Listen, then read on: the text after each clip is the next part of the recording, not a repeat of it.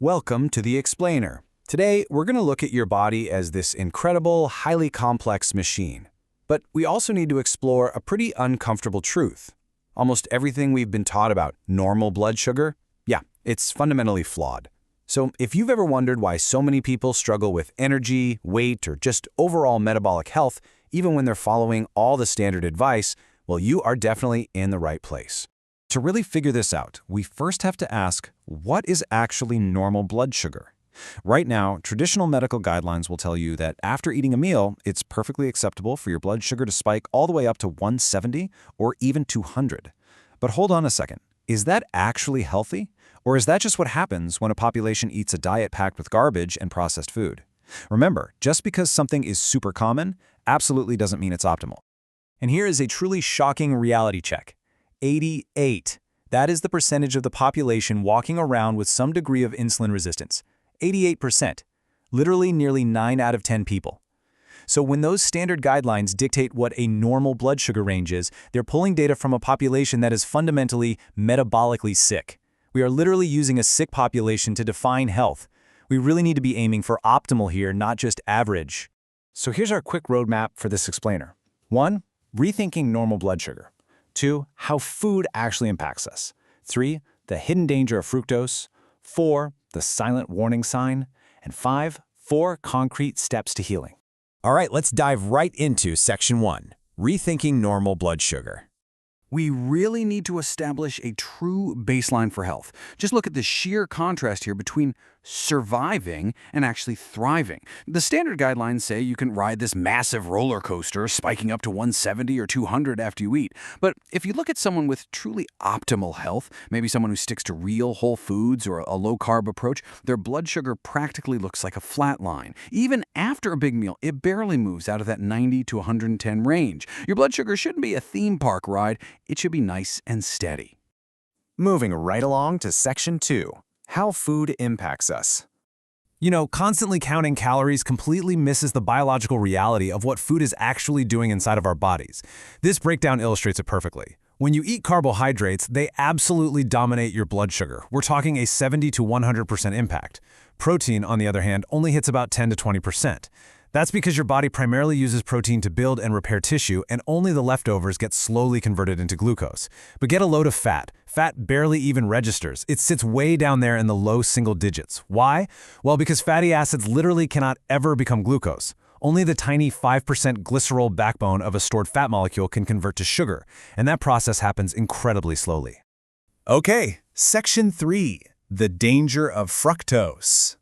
If carbs are the main driver of blood sugar, we absolutely have to bust this massive myth about complex carbohydrates. For years, we've been told that starches, things like potatoes, rice, and bread, are the good carbs. But biologically speaking, starch is really just hundreds of glucose molecules chained together. The exact second you put starch in your mouth, an enzyme called salivary amylase goes to work instantly chopping those chains apart. By the time it hits your bloodstream, it's flooding your system with pure glucose even faster than plain white sugar.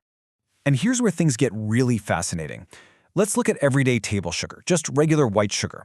It is made up of two things, 50% glucose and 50% fructose. Now, every single cell in your entire body, your brain, your muscles, your heart, they can all use that 50% glucose for energy. But that other 50%, the fructose, that operates completely differently.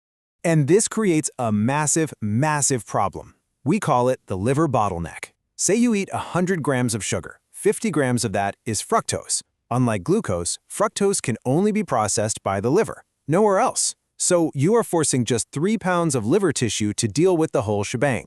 Because of this, the liver gets overloaded incredibly fast. And what do you think the liver does with the fructose it can't process right away? It converts it straight into fat. This structural bottleneck is the direct cause of non-alcoholic fatty liver disease. Once that liver gets clogged up with fat, it becomes insulin resistant. This sets the tone for your whole body, essentially trapping you in a vicious loop. Think about it.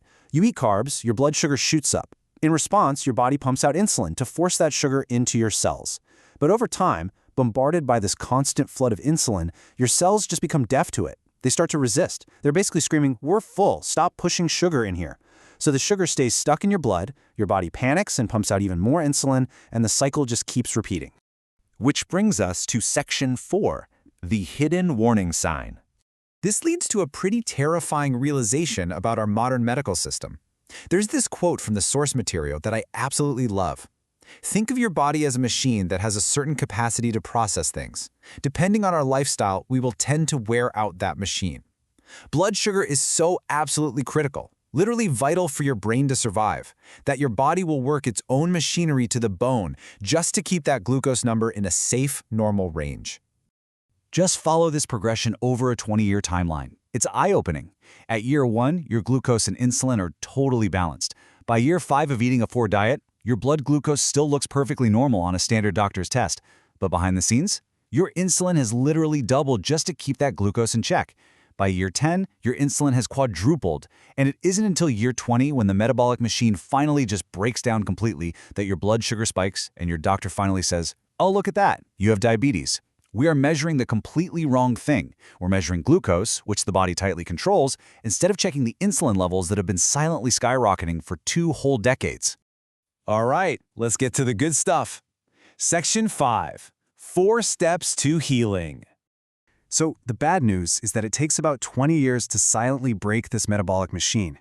But the incredibly good news, you can reverse decades of that negative momentum in just a matter of months. Seriously. Here's your actionable 4-step checklist. Step 1. Stop sugar.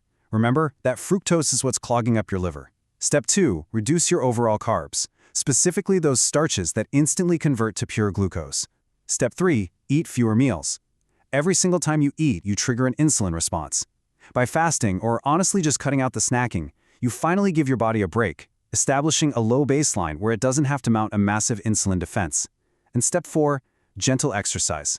Now, let me be super clear. When I say reduce carbs, we are talking about starches, your grains, potatoes, corn. You absolutely do not need to avoid the right carbohydrates, things like leafy greens, broccoli, and cauliflower. These veggies are packed with water and fiber, which completely slows down the absorption of the tiny, tiny amount of sugar they actually contain. Seriously, nobody in the history of the world has ever developed a metabolic disease from going on a broccoli bender. You can eat cups and cups of this stuff without spiking your insulin at all. And finally, let's unpack step 4, because it's honestly highly counterintuitive. Intense exercise? It actually spikes your stress hormone, cortisol. It puts your body into a state of sheer urgency, which forces it to create brand new glucose. But gentle exercise, like just going for a relaxed walk, keeps you firmly in fat-burning mode. And here is the real magic of it. When your muscles are actively working during a gentle walk, their cellular portals literally open up. They act like giant sponges, soaking up excess glucose straight from your bloodstream without even needing a drop of insulin to do it. It is essentially a free pass to lower your blood sugar. Wow, okay. We have covered the myths, the biology of fructose, that crazy insulin loop, and the exact steps you need to heal. It is truly incredible how quickly the human body wants to return to a healthy baseline the second we stop feeding it the wrong fuel. So I'm going to leave you with this final thought. If it takes 20 years to silently break your metabolic machine, what is one single step you're going to take today to start reversing it? Thank you so much for joining me for this explainer, and here's to taking back control of your health.